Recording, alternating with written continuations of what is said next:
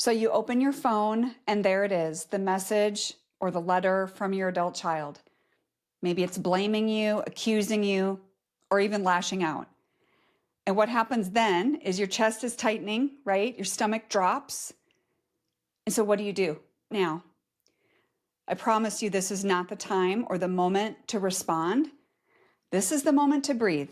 And in this video, I want to walk you through exactly the 4 things you need to do first to survive the emotional shockwave of this note or letter with grace, clarity, and strength.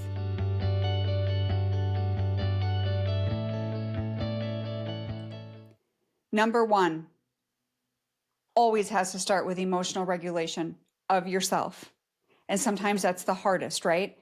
But surviving that first moment, the first impact, you could call it, that moment when you read something that triggers deep, deep pain within yourself and your nervous system reacts, you go into fight or flight and you're not even sure what to do next. The urge is going to be to respond immediately and probably to defend yourself. Or maybe you're falling into shame or panic. But I want you to stop all of that for a moment. I want you to ground yourself. You need to get out of that fight or flight moment.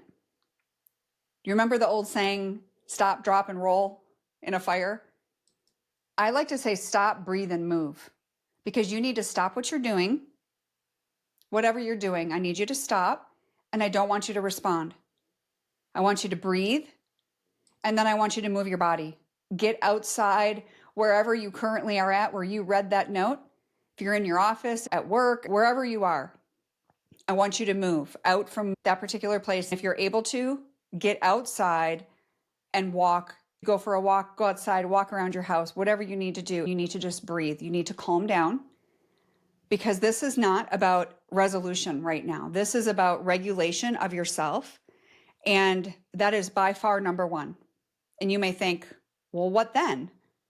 Well, number 2 is discernment. I want you to think about, should you even respond? And this doesn't mean forever, but I mean in this moment. At a minimum, I recommend at least 1 to 2 days before you respond to a heated message, something that is out of the blue and really has taken you sideways. I want you to think about it. I want you to journal. Is there a sincere desire to connect? So is your son or daughter truly trying to connect with you in this message, or is it just hate? Is it blame and bitterness? And what are you hoping will happen if you respond? So I want you to think about these things. What do you fear will happen if you don't respond? And do you have any proof that it will? Some of you respond out of fear that, oh my gosh, if I don't respond right away, they're going to be even more angry with me. But you want to be very thoughtful in a response, which is why it should never happen immediately. If that message was abusive or manipulative, you do not have to engage in that. Remember that we talk about boundaries a lot, and silence is a boundary. It's not abandonment, but it's a boundary. It's that you're not going to participate in that. What you could do is, if you're feeling like, you know what, there is a sliver of humility, or maybe they are asking a question, that could be an opening, maybe in a new relationship with them, but take your time. So if you're that mom sitting here watching this and you're kind of in that in-between, you're hurting, you're unsure what to do, you're afraid to make it worse, you're not alone. And I would like to welcome you to the Rise Retreat this October, where we're going to dedicate real time to this exact kind of pain. I want you to know that you can hold on to your peace all the while your child is pushing you away. And so how you respond or not respond takes wisdom. For the first time ever, my daughter will be joining us at this retreat, and we're going to be doing a live Q&A with her in addition to other guests, and we're going to have a lot of fun. There might be some tears, but you know what? These moms, those of you moms that have ever come to my retreats, it is the most beautiful weekend, and it's going to give you strength to move forward in this storm, right? All the details are below in the show notes, and if you have any questions, you can email us at the email address below as well. Number 3 is common mistakes to avoid.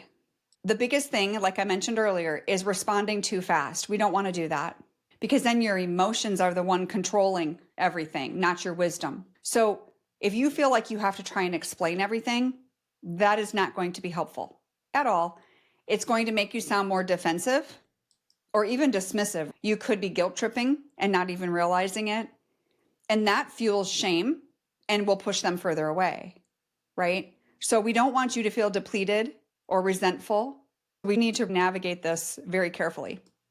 Remember, this is not about being perfect. It's about being present and safe within yourself, and knowing that just because they reach out doesn't mean you need a fast and hard response. One thing that a lot of moms do also is, as long as it's not a heated message, but you're still not sure how to respond, you could acknowledge it. You could acknowledge and say, I received your text or I received your email. I will be responding soon. You know, something real simple, loving like that.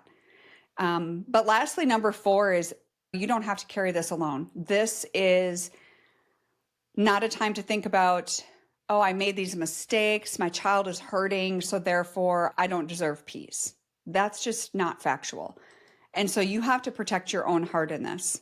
So just remember, community will build emotional resilience in you. We don't have to chase the validation of what they say. I do want you to consider also more detail on how to respond is going to be in my next video this week. So stay tuned for that one. And I hope that helps you today. If you are that mom that has that email or text that is heated and you're just not sure what to do or how to respond, I hope this video helped you. And that you, my friend, you just need to pause. You really need to take a pause and get your own emotions in check before you say anything.